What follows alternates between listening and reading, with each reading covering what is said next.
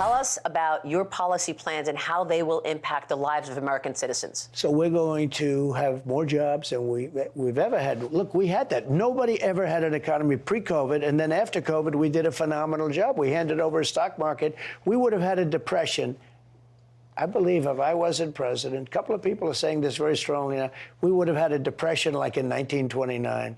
That was a bad thing. COVID came in. Nobody knew what it was. Nobody knew how to handle it. We closed it down to China. Governors then made decisions whether they wanted to keep it. Actually, the Republican governors made the right decisions. The Democrat governors closed everything down. It was up to them. It wasn't up to the president. But you focused on lower taxes and deregulation. That's right. Tell us how that leads to job creation. So I cut taxes more than any other president in history, more so than Ronald Reagan. We had the biggest tax cut in history. All of a sudden, and we had business incentive cuts. And they hired people at levels that they've never hired before. As an example, Apple and other companies, they had big money, billions and billions of dollars offshore outside of this country. You couldn't bring it back. There was no mechanism to bring it back. And then the tax was too high. They had to pay like 50% tax. Who's going to do that? And I made it so that they could bring the money back. I made it much simpler, and I also reduced the tax. And the billions of dollars came pouring back into our country, and they were spending the money. So here's what we're doing. We're going to get the first thing, we're going to get energy way down. Drill, baby, drill, all right? We're going to get energy way down. That's going to lead to the inflation. What's killed this country more than anything in the last 3.5 years is inflation inflicted upon this country by Sleepy Joe Biden. The inflation has been a disaster in this country. And it's killed the middle class, it's killing the working class, and we're going to get inflation brought down. We have to bring prices down. How do you do that? How do you get inflation down? If we bring energy down, other things are going to follow. So how many jobs do you think can be created by unlocking the energy capacity in America? Numbers that you haven't seen before, numbers that we've never seen. What, Oh, we were millions? doing it. We would, yeah, millions of jobs. That's what we need. We need millions of jobs. And we need people to come into our country, too, by the way. I don't want to say we're going to close the border, but we're going to have people come in, but it's going to be people that we should have. In a post on Truth Social, you said that seniors should not pay tax on Social Security. And, of course, this made big news, but the Committee for a Responsible Budget says that that will mean increasing deficits by $1.6 to $1.8 trillion.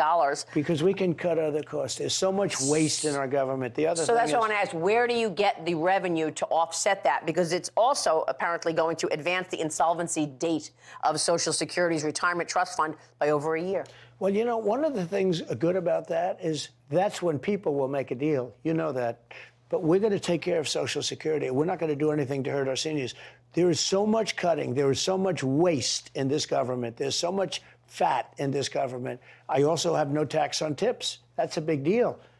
Are you going to make that an official line item in your economic plans? Yes. No tax on tips? No tax on tips. Very simple. Okay. No tax. What about the debt? I mean, you know, with no taxes on Social Security, no taxes on tips. I mean, when does $35 trillion in debt become an emergency? We are going to, you know, we were at a point, we were doing so well prior to COVID, just prior to COVID, we were going to start reducing debt, and we're going to start reducing taxes still further.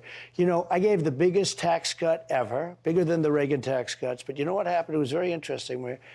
We took in more revenue with a smaller percentage of taxes than we did with a big percentage of taxes. And nobody understood it. I did. Some people did.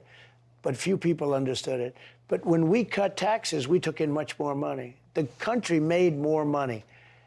And we were getting ready to growth. So we were getting ready to pay off debt. If you would please explain to us how your economic policies that will impact the lives of American citizens differs from Kamala Harris's economic policies. I don't have enough time. You know, you'd have to give me like the entire day.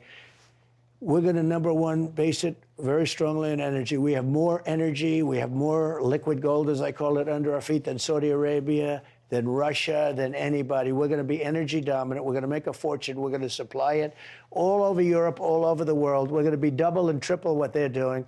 We're going to have tremendous energy, and we're going to lower our prices of energy. Do you know, people in New England, they pay some of the highest prices in the world because we don't have a pipeline, because New York won't let a pipeline go through a very poor section of New York where they need the jobs. Number one. Number two, we're going to do a tariff system. We're going to bring back our auto jobs. we're going to say to people, we don't want your cars. We're going to tariff those products, and we're going to have reciprocal tariffs. We're going to take in a fortune, but we're going to tariff those jobs.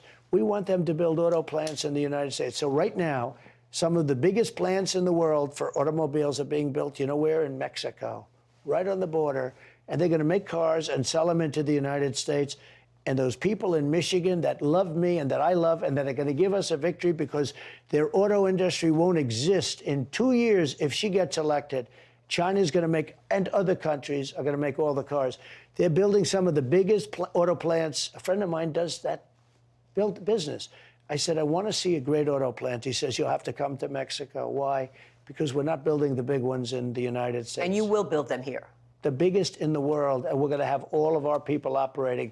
And we're not going to let people come to build them in Mexico and build cars and sell them in the United States. Won't it be more expensive? And close up Michigan and South Carolina and other places. Won't it be more expensive if you're No, doing it'll it be here? no, it won't be. It'll be great. It'll be unbelievable.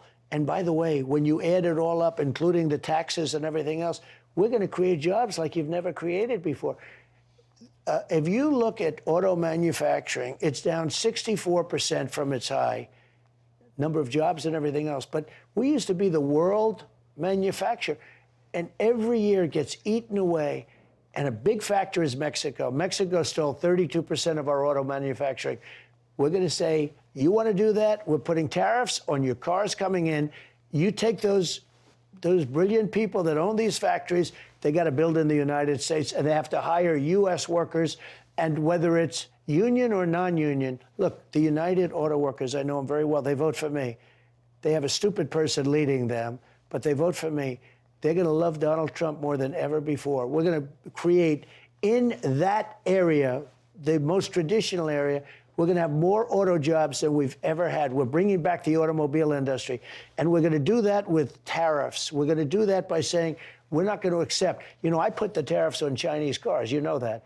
Now, Biden wants to take the tariffs off of Chinese cars. He wants to just tax the electric car. That's not good enough.